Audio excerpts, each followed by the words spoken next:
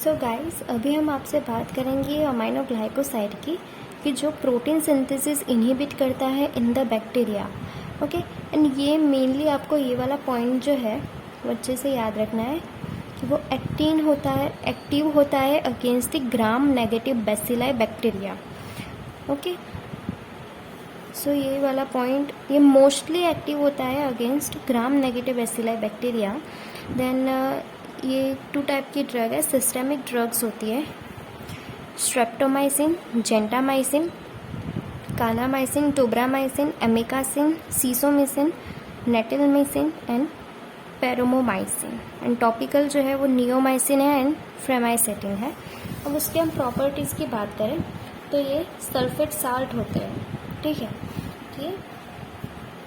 ये जो amino glycoside है वो सल्फेट साल्ट होता है कि जो हाईली वाटर सॉल्युबल होते हैं, ठीक है, हाईली वाटर सॉल्युबल होता है एंड वो आयोनाइज्ड सॉल्यूशन फॉर्म करते हैं। सो ओरली जो है वो एब्जॉर्ब नहीं होते एंड इसीलिए हम इसे IM के थ्रू इसे देंगे, ठीक है। देन दूसरा, जो ब्लड ब्रेन बैरियर जो है उसे वो पेनिट्रेट नहीं करते। देन उसका जो एक्सक्रीशन जो है वो किडनी के थ्रू होगा, ठीक है। एंड जो इसकी जो इफ़ेक्ट होती है वो बैक्टीरियसिडल इफ़ेक्ट वो देते हैं, ठीक है। एंड वो मोर देन 20 टाइम्स एक्टिव होते हैं इन अ alkaline pH, so alkaline pH then the acidic pH। तो ये alkaline pH में सबसे ज़्यादा एक्टिव होते हैं more than 20 times than the acidic pH। Then ये ग्राम नेगेटिव बैक्टीरिया जो है उसके अगेंस्ट में ज़्यादा एक्टिव होते हैं। दूसरा, वो एग्जिबिट करते हैं ऑटोटॉक्सिसिटी एंड नेफ्रोटॉक्सिसिटी, उससे हो सकती है, ठीक है। देन हम उसकी मैकेनिज्म ऑफ एक्शन की बात करें तो हमने आपको पहले वीडियो में भी आपसे बात की थी mechanism of action of amino glycosides की जो एक्सेप्शन है पूरे प्रोटीन सिंथेसिस इनहिबिटर में कि ये साइडल इफ़ेक्ट इसकी होती है, ठीक है। अब ये जो है मैंने ग्राम नेगेटिव बैक्टीरिया दिखाया है, ठीक है, कि इसकी ये सेल वॉल है, ये सेल मेम्ब्रेन है, यहाँ पे पोरिन्स चैनल्स मैंने दिखाई है।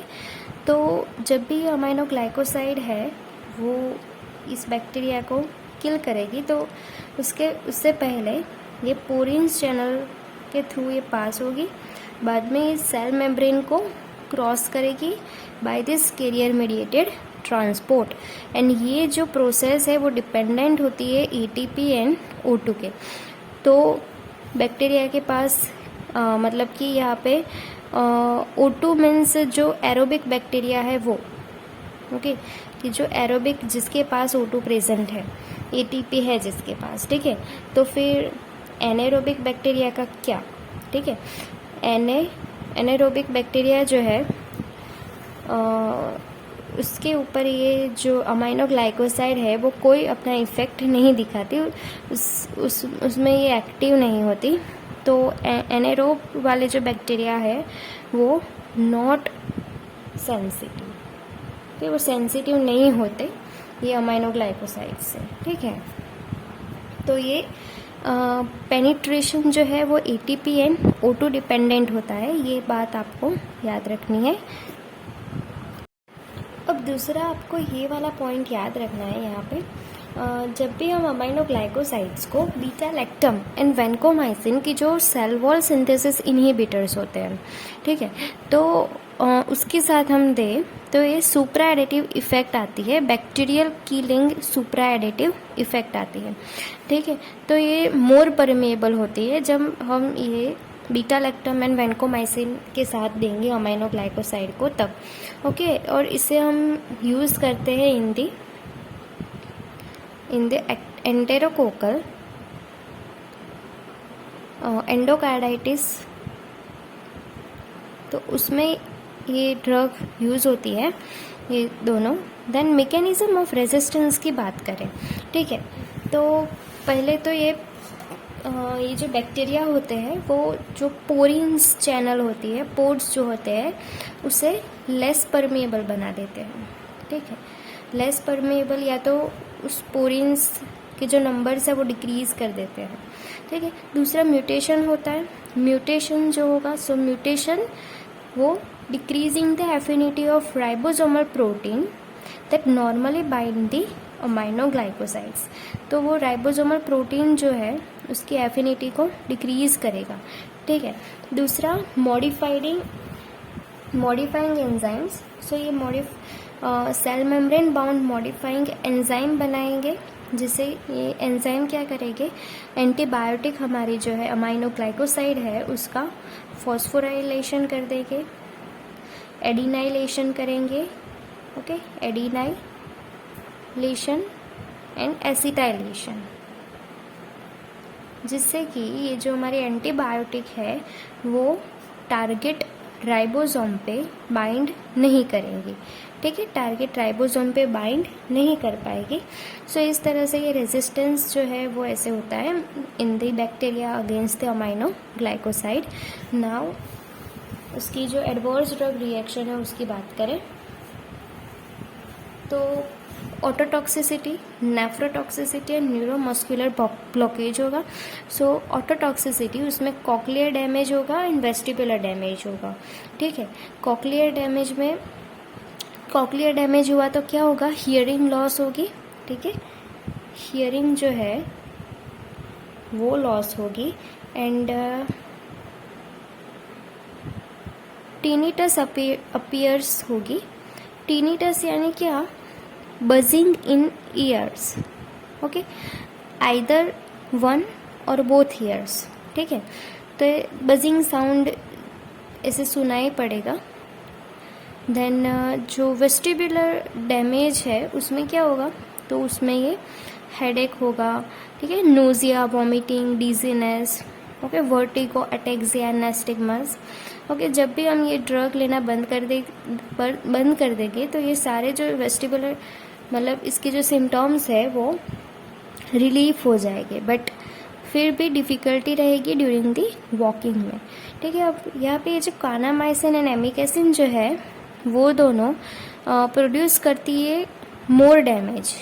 ओके, कॉक्लियर डैमेज वो ज़्यादा प्रोड्यूस करती है, कानामाइसिन एंड दिस एमिकेसिन। दूसरे में नेफ्रोटॉक्सिसिटी।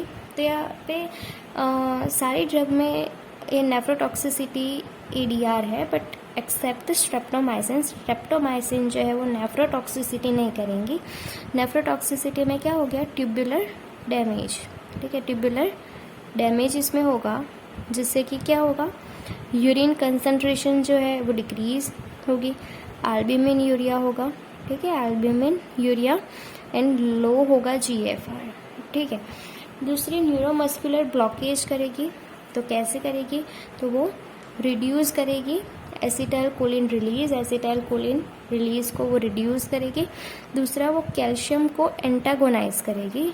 ठीक है, कैल्शियम को एंटागोनाइज करेगी, जिससे कि यहाँ पे प्री साइनेप्टिक मेम्ब्रेन पे ऐसे कैल्शियम चैनल्स होती है तो कैल्शियम अंदर आता है, बट यहाँ पे कैल्शियम अंदर नहीं आ पाएगा, जिससे कि एक्सोसाइटोसिस नहीं होगा, एसिटाइल कोलिन रिलीज नहीं होगा। ठीक है, दूसरा जो है वो यहाँ पे रिसेप्टर होते हैं, तो यहाँ पे रिसेप्टर जो है उसकी सेंसिटिविटी जो है ये एसिटाइल कोलिन के प्रति वो क्या हो जाएगी, डिक्रीज होगी। ठीक है, जो acetyl decreases sensitivity of receptor. ठीक है, देन दूसरी हम बात करते हैं प्रिकॉशंस की, कि हमें कौन कौन से प्रिकॉशंस लेने चाहिए जब हम ये वाली ड्रग यूज़ करें तब। ठीक है, तो हमें ये प्रेग्नेंट वुमेन एंड जो चिल्ड्रन होते हैं उसमें ये ड्रग अवॉइड करनी चाहिए। दूसरा, हमें इसके साथ बहुत जो नेफ्रोटॉक्सिक ड्रग होती है उसके साथ हमें नहीं देना चाहिए। दूसरी नेफ्रोटॉक्सिक ड्रग कौन कौन सी होती है, तो साइक्लोस्पोरिन, ठीक है, वैनकोमाइसिन, एनसेड्स, ठीक है, एंड सिस्प्लास्टिन। तो ये सारी जो ड्रग है वो भी नेफ्रोटॉक्सिसिटी उसकी ADR है, तो इस ड्रग्स के साथ भी हमें अमाइनो ग्लाइकोसाइड नहीं देनी चाहिए। देन ऑटोटॉक्सिक जो ड्रग है उसके साथ भी हमें उसका यूज़ कॉटियसली करना चाहिए। ऑटोटॉक्सिक ड्रग दूसरी कौन कौन सी है? Vancomycin, minocycline and furosemide. ठीक है। दूसरा हमें ये 6 ईयर मोर देन 6 ईयर वाले जो है उस पेशेंट में कॉटियसली इसका यूज़ करना चाहिए। किडनी डैमेज वाले जो पेशेंट है उसमें भी कॉटियसली हमें यूज़ करना चाहिए। देन दूसरा कि हमें ये जो अमाइनो ग्लाइकोसाइड है वो दूसरी ड्रग वाली जो सिरिंज होती है उसके साथ भी हमें इसे मिक्स नहीं करनी है। तो आपको कोई नहीं तो फिर ये वाला पॉइंट तो याद ही रखना है कि प्रेग्नेंट वुमेन में एंड चिल्ड्रन में आपको नहीं देनी है, एंड किडनी डैमेज वाले पेशेंट में भी नहीं देनी है क्योंकि वो नेफ्रोटॉक्सिक है ड्रग। ठीक है।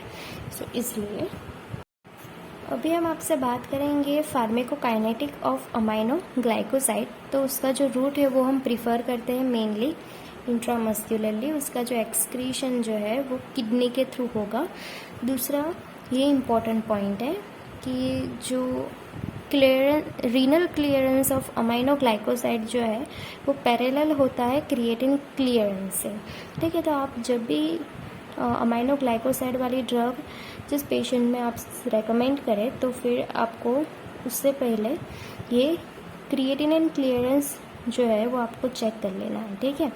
देन उसके हम यूजेस की बात करें तो स्ट्रेप्टोमाइसिन जो है बहुत ही ओल्ड ड्रग है।